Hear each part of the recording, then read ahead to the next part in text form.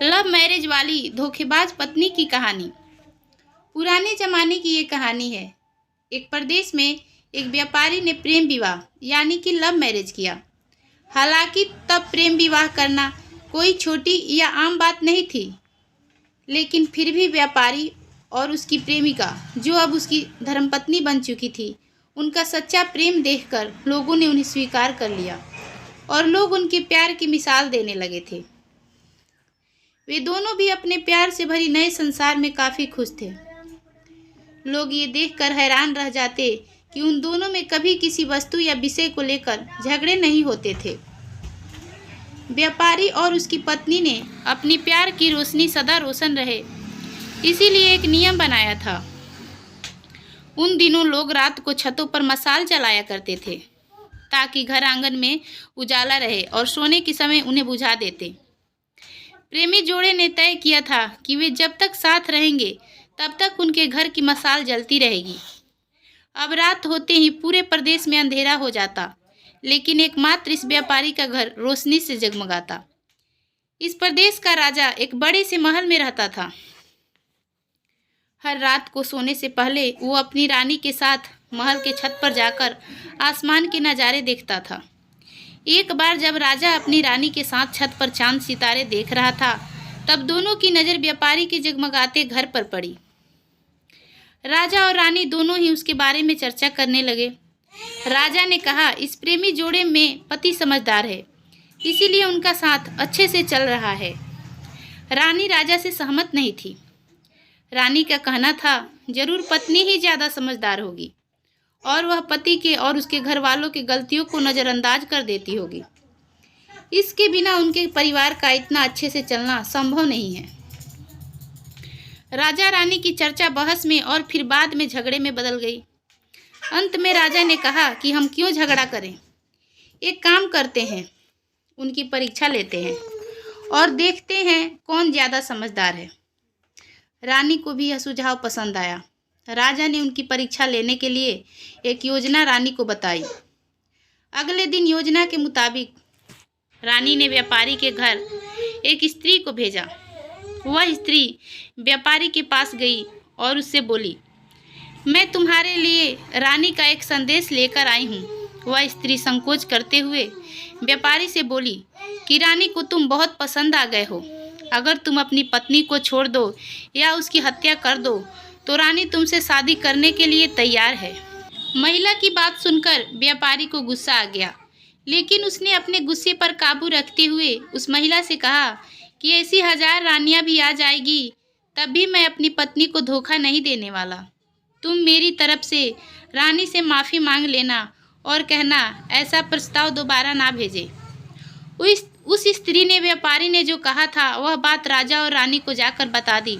व्यापारी का ऐसा जवाब सुनकर राजा खुश हो गया, क्योंकि राजा जैसा सोचता था व्यापारी उतना ही समझदार निकला।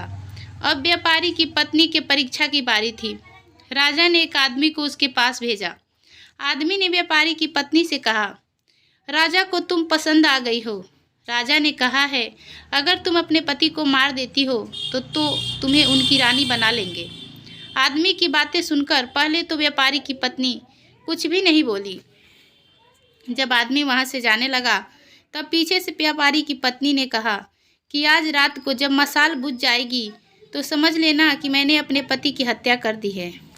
राजा के आदमी ने इस घटना का वर्णन राजा और रानी के सामने जाकर किया। राजा को व्यापारी की पत्नी पर काफ़ी गुस्सा आया, लेकिन रानी ने राजा से कहा कि वह सिर्फ ऐसा कह सकती है, कर नहीं सकती। आखिर वह उसकी पत्नी है और प्रेमिका भी।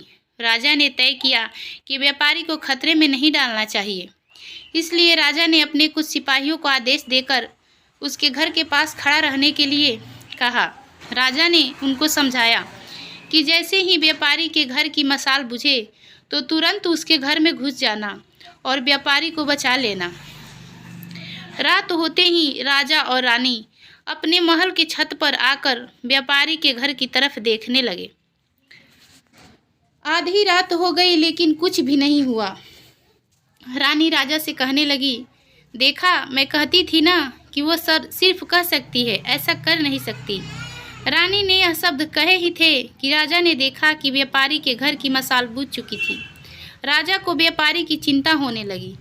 थोड़ी देर बाद राजा के वह सिपाही जो व्यापारी की सुरक्षा के लिए वहां खड़े थे, राजा के पास आए और उन्होंने राजा को व्यापारी की मौत की खबर सुनाई।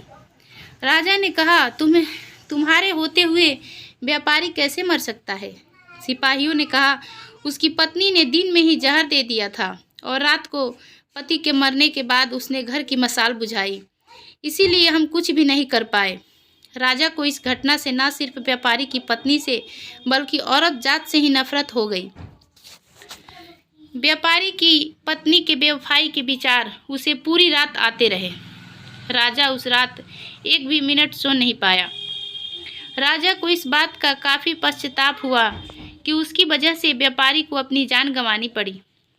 सवेरे राजा ने अपने एक मंत्री को बुलाया और उसे आदेश दिया कि मैं शिकार करने जा रहा हूँ। जब तक मैं लौटूंगा, इस प्रदेश की सभी महिलाओं को गला काट कर मार देना। राजा का ऐसा आदेश सुनकर मंत्री ने राजा को काफ़ी समझाने की कोशिश की, लेकिन राजा उसकी एक भी बात सुनने के लिए तैयार नहीं था और राजा ने उसे धमकी दी कि अगर तुमने यह काम पूरा नहीं किया तो सबसे पहले मैं तुम्हें ही मौत की सज़ा दे दूंगा। राजा के शिकार पर जाने के बाद मंत्री काफ़ी चिंता में डूब गया। जब मंत्री को कुछ भी नहीं समझ आ रहा था तो मंत्री सीधे अपने पिता के घर गया, जो पहले राजा के पिता के यहाँ मंत्री रह चुका था और काफ़ी समझदार भी था। मंत्री ने अपने पिता को सारी बात बताई। बेटे की बात सुनने के बाद उसके पिता ने उससे कहा कि सबसे पहले तुम कहीं पर छुप जाओ, क्योंकि राजा जब लौटेगा और देखेगा कि तुमने उसका हुक्म नहीं माना तो वह तुम्हें सज़ा देगा। मैं देखता हूँ किसी तरह राजा को समझाता हूँ। रात को जब राजा लौटा और उसने देखा कि उसके प्रदेश में सभी महिलाएं पहले की तरह ही अपना काम कर रही हैं, घूम रही हैं, तो उसे मंत्री पर बहुत गुस्सा आया। हर जगह तलाश करने के बाद जब मंत्री नहीं मिला तो राजा सीधे मंत्री के पिता के घर जा पहुंचा। राजा ने मंत्री के पिता से मंत्री के बारे में पूछा। मंत्री के पिता ने राजा को शांत करने के लिए पानी दिया, बैठने के लिए कहा और बाद में राजा से पूछा कि आप क्यों सभी महिलाओं को मारना चाहते हैं। राजा ने व्यापारी वाली पूरी कहानी मंत्री के पिता को बताई। मंत्री के पिता ने राजा से कहा कि आपने जो फैसला किया है मैं उसे सही या गलत नहीं बता रहा हूँ, लेकिन मैं जो एक छोटी सी कहानी जो मैं जब मंत्री था तब मेरे पिता के साथ घटित हुई है वह मैं आपको सुनाता हूँ। उसे सुनने के बाद आप जो फैसला करेंगे वह हम सब मान लेंगे। मंत्री के पिता ने कहा, एक दिन मैं जंगल से गुजर रहा था। अचानक एक नकाबपोश घोड़े पर सवार होकर आया और मुझे बंदी बनाकर घसीटते हुए कब्रिस्तान ले गया। वह मुझे एक कब्र के पास लेकर आया। वहाँ पर पहले से एक कब्र खुदी हुई थी और एक सरकटा आदमी उस कब्र में था। उस नकाबपोश ने मुझे उस कब्र में मिट्टी डालने के लिए कहा। जब मैंने कब्र को पूरी तरह मिट्टी से ढक दिया तब उसने मुझे बाजू में एक और कब्र खोदने के लिए कहा। मुझे लगा यह दूसरी कब्र मेरे लिए ही खोदी जा रही है। कब्र पूरी तरह तैयार होने के बाद उस नकाबपोश ने अपने चेहरे से नकाब हटाया तो मैं देखकर चौंक गया, क्योंकि वह एक बहुत ही सुंदर महिला थी। उसने मुझे कहा कि तुम डरो मत, यह कब्र तुम्हारे लिए नहीं है, बल्कि यह कब्र मेरे खुद के लिए है। अभी अभी जो तुमने इस सरकटे आदमी को दफन किया है वह एक राजकुमार है, जिसने मुझे पाने के लिए मेरे पति की हत्या कर दी और मैंने बदला लेने के लिए उसे मार दिया। मैं अपने पति से बहुत ज़्यादा प्यार करती हूँ, इसीलिए मैं इस जन्म में जिंदा नहीं रहना चाहती और उनके कब्र के बाजू में मरकर दफन होना चाहती हूँ, ताकि अगले जन्म में फिर से उनसे मिल सकूँ। इतना कहकर उस महिला ने अपनी गर्दन पर चाकू रखकर गर्दन काट ली और उस कब्र में गिर पड़ी। मेरे पास कोई दूसरा उपाय नहीं था, क्योंकि मुझे पता चल चुका था कि वह मुझे सिर्फ अपने आप को कब्र में दफन करने के लिए वहां तक लेकर गई थी।